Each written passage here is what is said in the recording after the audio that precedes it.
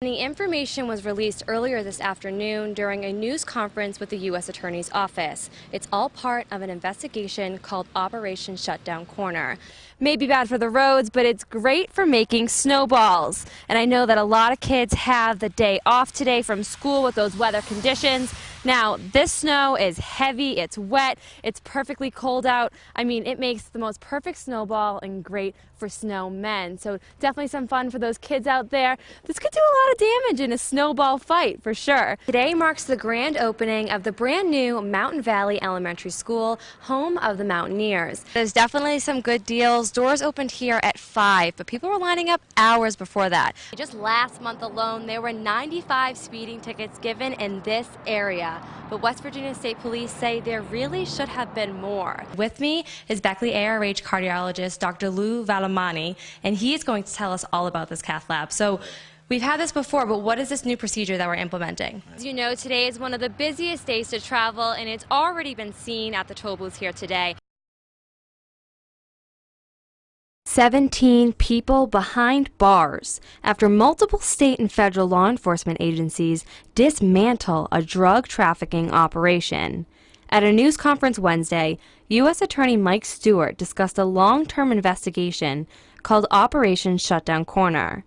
Investigators discovered pounds of meth and heroin were being delivered to southern West Virginia. The long-term investigation revealed that a stream of packages containing pounds of methamphetamine were being shipped from the San Diego area and being received in southern West Virginia using common carriers like UPS and the United States Postal Service. During the raid, investigators say they entered one house that had 7 children living in it. Stewart says conditions of the house were deplorable. The conditions these children were living in, they break your heart. And it raises the question of if children are raised in this type of environment, lack of role models, total filth, absolute squalor. How is it that these children are going to rise up to be citizens who are involved in our community? Stewart says this investigation is not over and more arrests will be made in the future. Folks who are addicted to these poisons that are being peddled in our communities, they are not our target. You are not our target. We want you to seek help, and we want you to seek help today. It's critically important. Today can be the best day of the rest of your life, but you've got to get help and you've got to seek treatment. For those folks who are dealing drugs in our community, I will say this will not be the last time we have a press conference announcing a major takedown of a drug trafficking organization. Making our streets safer one dealer at a time. Eating dinner at a table, taking a shower, or laying your head on a pillow at night are some things we might take for granted. But Edward Rudisill and his girlfriend went without those things for months. It's been hard. It's been rough. Hard on the relationship. Very stressful. Very depressing. I lay awake at night, can't hardly sleep, trying to figure out what our next move's going to be. In 2016, floodwaters ripped through their home, wreaking havoc.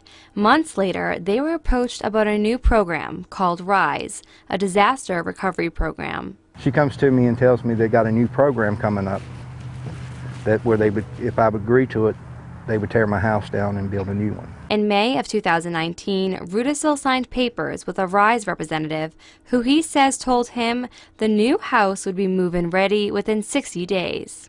Today, he, his girlfriend, and their dog are left bouncing from couch to couch of their friends or family or spending the cold nights in their car. As Rudisill looks at the foundation of what used to be his home, he waits for answers. We went to find those answers.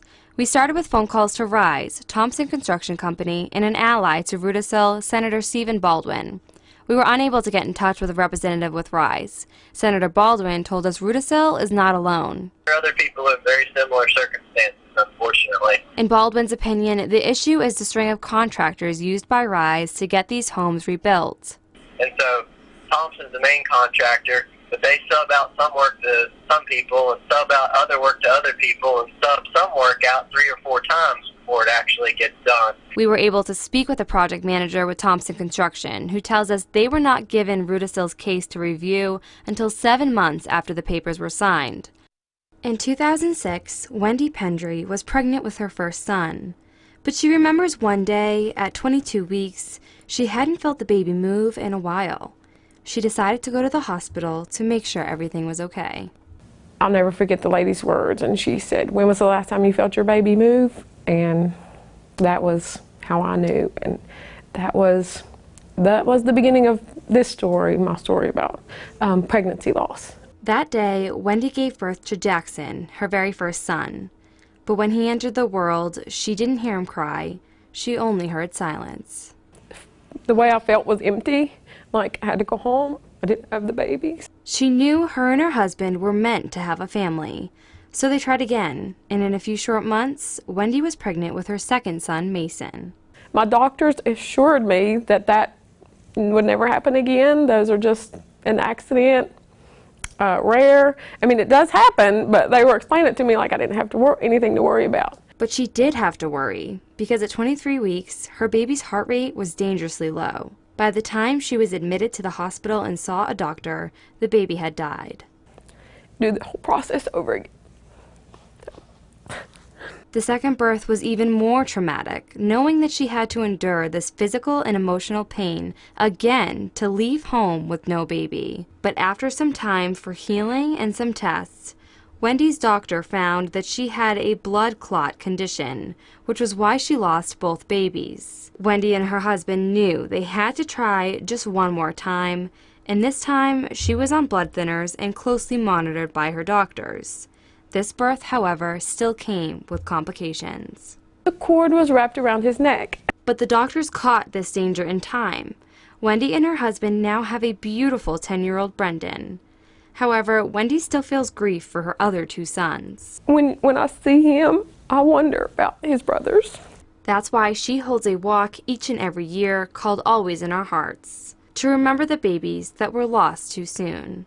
I want families to know their babies are always in our hearts, they'll never be forgotten, and they were a part of our life. And I don't want women to think that they can't tell their story. These babies may not have ever been held in their family's arms, but they will always be held in their hearts.